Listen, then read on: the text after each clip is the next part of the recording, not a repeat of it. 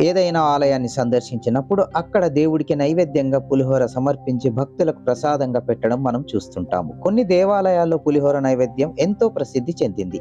పురాణాల ప్రకారం పాండవుల్లో భీముడు వంటవాడిగా మారిన సంగతి మనకు తెలిసిందే. ఈ విధంగా ఎన్నో వంటలను అద్భుతంగా తయారు చేసిన భీముడు ఆ వంటలలో పులిహోర కూడా ఉంది. అదే విధంగా చోళుల పరిపాలన కాలంలో దేవుడికి నైవేద్యంగా పూలు పండ్లు సమర్పించేవారు. కానీ వైష్ణవులు అయ్యంగార్లు దేవుడికి పులిహోర నైవేద్యంగా సమర్పించేవారు. ఇంతటి ప్రాధాన్యత ఉన్న ఈ పులిహోరను సాక్షాత్తు వెంకటేశ్వర స్వామి వారికి రాశిగా పోసి చేసే సేవను తిరుప్పావడ సేవ అంటారు. ఈ విధంగా మన దేవాలయాల్లో పులిహోరకు అంతటి ప్రాధాన్యత లభించింది. రాను రాను ఇదే పులిహోర భక్తులకు ప్రసాదంగా పెట్టడం ఆనవాయితీగా వచ్చింది. పులిహోర కూడా చూడటానికి పసుపు రంగులో ఉండటం వల్ల ఈ నైవేద్యాన్ని ఒక శుభసూచకంగా పరిగణిస్తారు. ఇటు ఆధ్యాత్మికంగాను అటు ఆరోగ్యపరంగాను పులిహోర ఎన్నో ప్రయోజనాలను ఇస్తుంది.